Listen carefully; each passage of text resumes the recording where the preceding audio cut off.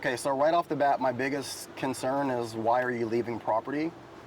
This is now taking place on a separate property that I'm assuming, and I'm going into this not knowing the contract. It's possible that maybe they're contracted to work on this parking lot as well, but just assuming that they're not, why would you be going into this other property?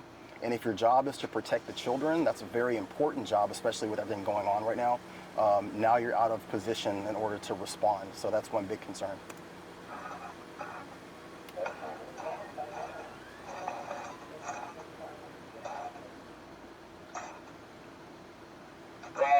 Okay, so at this point, he's engaging the subject. Looks like he's going to be calling out the license plate for information purposes. I'm assuming that this person just drove by extremely fast, maybe giving him some sort of concern. Hotel Yankee 01, Bravo Hotel Yankee 01, Bravo Hotel. Okay, so in this situation, this is not uncommon. If a security guard is approaching this person, we don't know what his mental state is, what situation he's dealing with, what he's going through, why he's having this situation. But he's probably seeing somebody walking towards him that's in uniform. Maybe he even sees the firearm, and he's getting out of the car, and now he's engaging. This is a great opportunity for the security guard, if he's going to put himself in this situation, to start de-escalating. My biggest concern here is that he automatically grabs the guy around his neck. I can't, for the life of me, see any justification for that. What's your training in a situation like that? My training and what I would put forth for all security guards, and again, this is me assuming that they're not contracted on that property. If you're not contracted on that property, there's no reason for you to go over to that property. And then approaching this person, if that's what you're going to do, I don't see any justification for grabbing this person around the neck. I'm not really understanding why that's happening. So in natural reaction, the guy is now in a fight. So you've initiated the contact, you've put your hands around this person's neck, and this person is fighting back, which is what I would expect to happen. So. Well, let me ask you, what do you think should have happened in a situation leading up to the neck grabbing? My personal opinion, I would not have gone over there. If I was concerned that this person was potentially a threat to either the school, the children, or to the property that I'm working on, I would just call 911. I'd give a description of the vehicle. If you can't get the plate, then that's something that you just have to deal with. But I would just have stayed on that property. I would have tried to make sure that I'm there to protect the people that I'm there in terms of the contract. But if you're going to make this approach, which I don't really understand why, you have to make this approach in a de-escalatory stance and position. Your conversation, your articulation, the way that you're talking to this person, you have to bring this temperature down.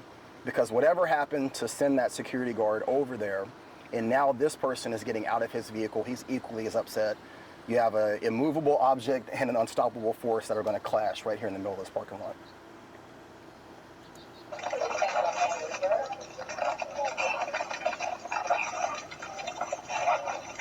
And so in this situation, clearly there's a struggle, but you can't really tell what exactly is happening. I'm assuming this is a security guard that's now down on all fours, and he's wrestling.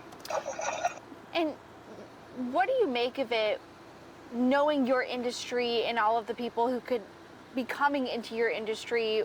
What message does this send? It's difficult. Again, these situations and circumstances, we're always talking about them in hindsight. And in hindsight, we can say, hey, maybe you didn't have to engage this person. Maybe you didn't have to go over there. There's different ways that you could have gone about dealing with this. I don't know what happened before the video comes on.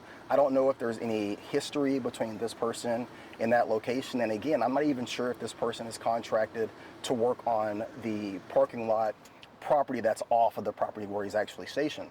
So there's a lot of unknowns that we're trying to kind of fill in those blanks and those gaps while we're talking about it.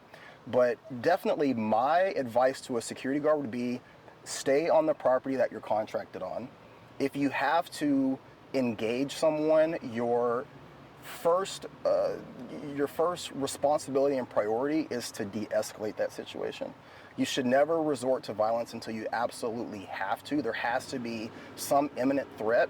And even though this person potentially could have been driving extremely fast, gets out of the car in an aggressive manner, there's still no imminent threat that I can see where you would need to put your hands around this person's neck. But again, that's me talking about this without having a lot of, context in the back.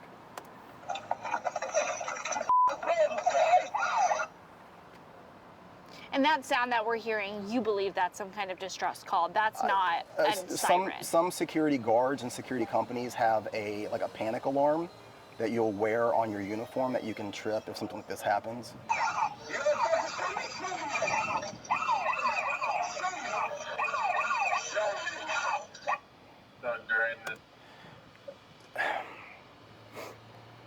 The unfortunate reality of working in Portland is that sometimes you have to make the best choice for the person that's doing the wrong thing.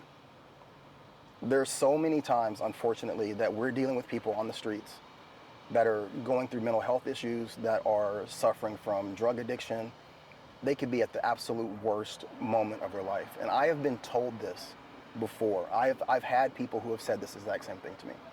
And I think that as the professional, sometimes it's incumbent on you to do the right thing for the person that's doing the wrong thing. And that's not always possible. It's not always feasible. I understand that. But you have to exhaust every possible option before going to lethal force, in my opinion.